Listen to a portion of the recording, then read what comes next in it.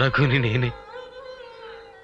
జీవితం అంటే ఏమిటో తెలియని నేను, ఒంటరితనం అంటే ఏమిటో తెలియని నేను, జీవితానికి సరిపడా అల్లరి నా 10 ఏళ్ల వయసులోనే చేసేసాను బోసు.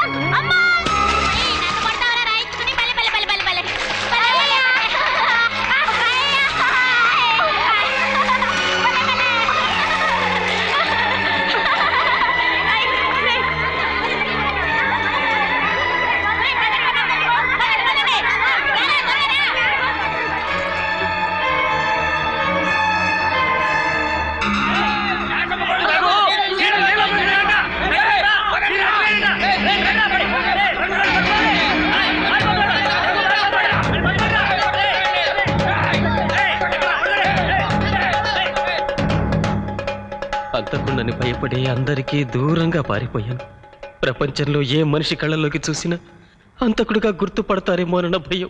ఆ భీతితో ఎక్కడెక్కడికో పరుగులు తీసి చివరికి హీరో గారికి దొరికిపోయాను. సీనుని నేను చంపలేదని పేపర్లో చూసి ఎంత ఆనందపడ్డానో తెలుసా? చట్టం చేతిలో ఎప్పుడో చావలసిన నేను చేసిన పాపం ఈ రోగం రూపంలో తీసుకుపోతుందనుకున్నాను.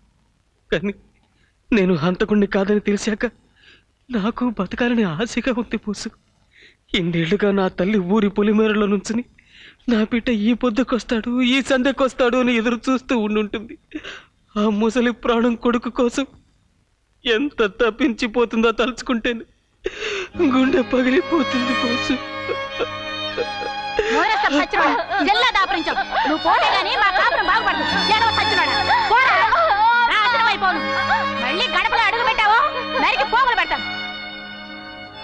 నేను తీసుకెళ్తాను, నీ తల్లి దగ్గరికి నేను తీసుకెళ్తాను రఘు. తల్లి ప్రేమ కోసం తప్పించిన నన్ను తవతి తల్లి నిర్దాక్షిణ్యంగా రోడ్డు మీద పారేస్తుంటే నిస్సహాయంగా చూసే మా నాన్న చూపుల్ని ప్రశ్నించలేక మా అమ్మే బ్రతుకుంటే నాకు ఈ కర్మ ఉండేదా అని కుమిలిపోయిన నాకు తల్లి ప్రేమ అంటే ఏమిటో తెలుసు. అందుకే నిన్ను మీ అమ్మ దగ్గరికి నేను తీసుకెళ్తాను. తీసుకెళ్ళి ఏం చెప్తావు? అమ్మా, మీ అబ్బాయి కొద్ది రోజుల్లో కన్ను మూస్తాడని చెప్తావా? కాలిపోవడానికి సిద్ధంగా ఉన్న ఈ కట్టెనప్ప చెప్తావా? వద్దు బోసు, ఆ కడుపు కొత్త తీరే మార్గం ఒక్కటే ఉంది. అది నువ్వు ఒప్పుకుంటే చెప్పు, నా వల్ల ఏ సహాయం కావాలన్నా చేస్తాను. నా స్థానంలో మా ఇంటికెళ్ళు. నేనా?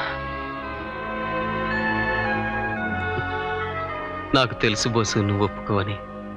నువ్వు ఆత్మాభిమానం కలవాడివని ఆఫీసర్తో మాట్లాడినప్పుడే తెలుసుకున్నాను. మా అమ్మ ఆరిపోతున్న దీపం, ఆ దీపం గాలికి కొండెక్కకుండా నీ చేతులు అడ్డు పెట్టవు. ప్లీజ్ రఘు, ఇంకేం ఆలోచించకు బోసు, వెళ్ళు. అక్కడ నిన్ను మా అమ్మ కడుపులో పెట్టుకు చూసుకుంటుంది. ఆ వాతావరణం, ఆ మనుషులు, అసలు మా ఊళ్ళో ప్రతిరోజు ఓ పండగలాగే ఉంటుంది. ఎందుకురా బాబు? అమ్మమ్మ, మావయ్య ఎక్కడున్నా ఇంత పొడుగా ఉంటాడు కదా, మరి మావయ్య పేరు చెప్పి ఇంత చిన్న పిల్లలకి బట్టలు ఇస్తున్నావేంటి? నా బిడ్డ నా నుంచి దూరం అయ్యేప్పటికి సరిగ్గా ఇంతే ఉండేవాడు. ఆ రూపమే నా గుండెల్లో నిలబడిపోయింది. అసలే అమ్మమ్మ బాధపడుతుంటే మావయ్యని గుర్తు చేస్తావేంటే పండు? ఒకళ్ళు గుర్తు చేసేదేమిటే పిచ్చిదేనా? నేను అసలు వాడిని మర్చిపోతేగా. నా కనుపాపల్లో వాడు లేడు.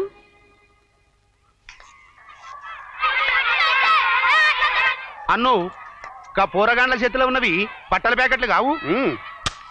ఆగుండ్రి ఆగుండ్రి ఆగుండ్రి ఆగుండ్రి. మీ తల్లి మీ బాబు గాని సొమ్ము లెక్క పట్టుకపోతాండ్రు. ఎక్కడికెళ్ళి వచ్చింది బే? మీ అత్తమ్మ ఇచ్చింది. ఇస్తాది బే, ఇస్తాది.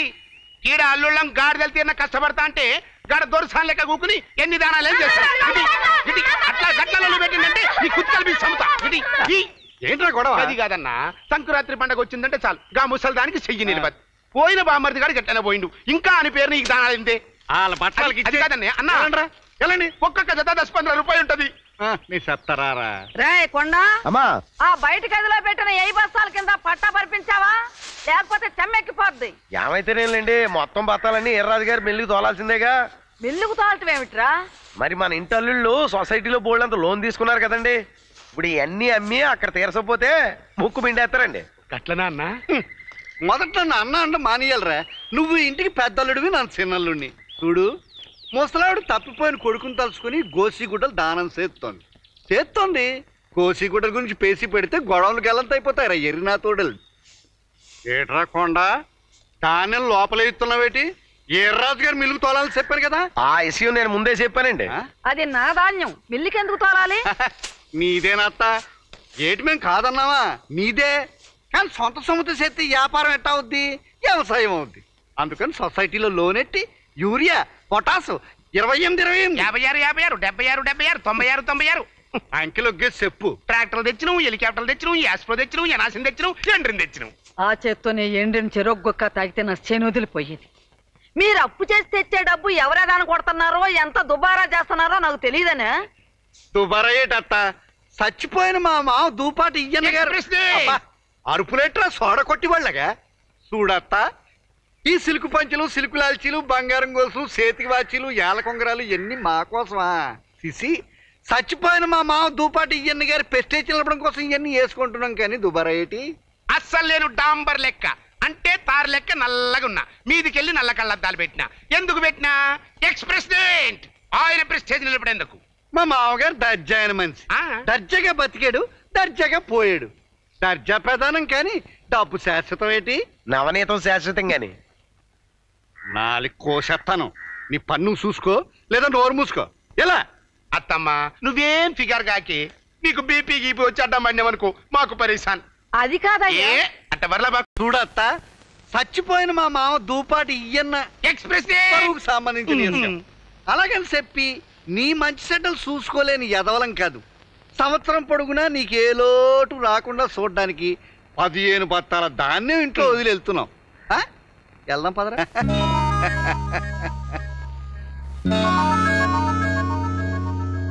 ఓం శ్రీ ఆంజనేయం ప్రసన్నాంజనేయం భవాదీప్తికాయం భజే వాయుపుత్రం. జై వీరాంజనేయ స్వామికి జై.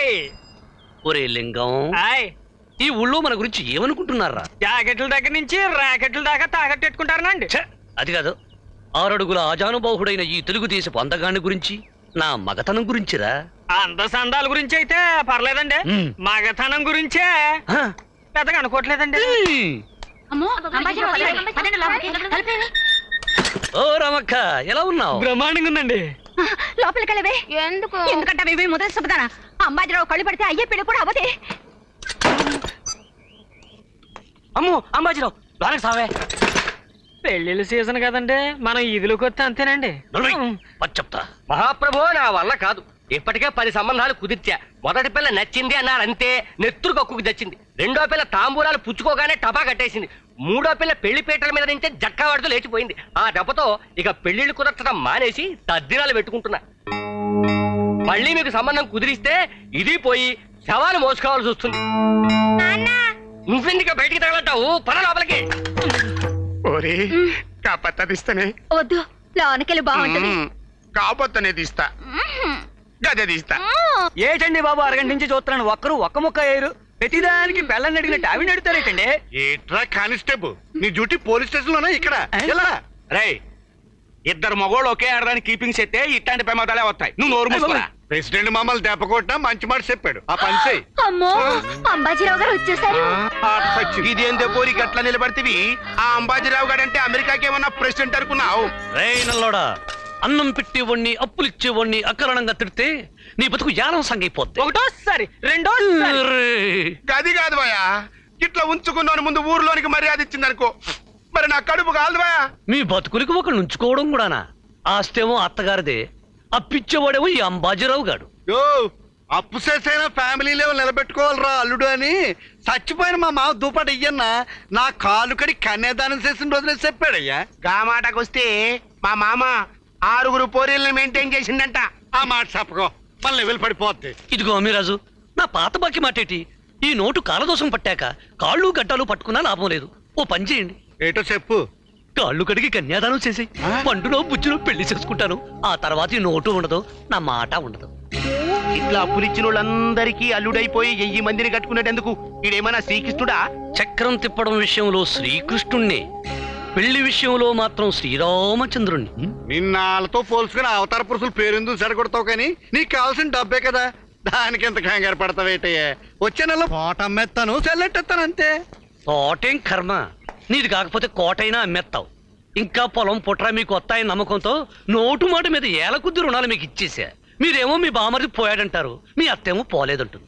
రేపో మాపో వాడు వచ్చాడనుకో, మీ బతుకు మా బతుకు రెండోసారి గట్ల పాగలుగా లెక్క మాట్లాడతావేంది భయ? గడు దుబాయ్కే పోయిండో, ఈ దునియాలోకి వెళ్ళి పైకే పోయిండో. ఒకవేళ వచ్చినా మేము రానిస్తే కదా. ఇంతకీ చెప్పొచ్చేది ఏంటంటే దూపాడు శాసమ్మ గారు ఆస్తి అంతటికి మరి వారసులం నేను అన్నో. అర్థమైంది లేవయ్యా, ఆస్తికి వారసులం మేమే.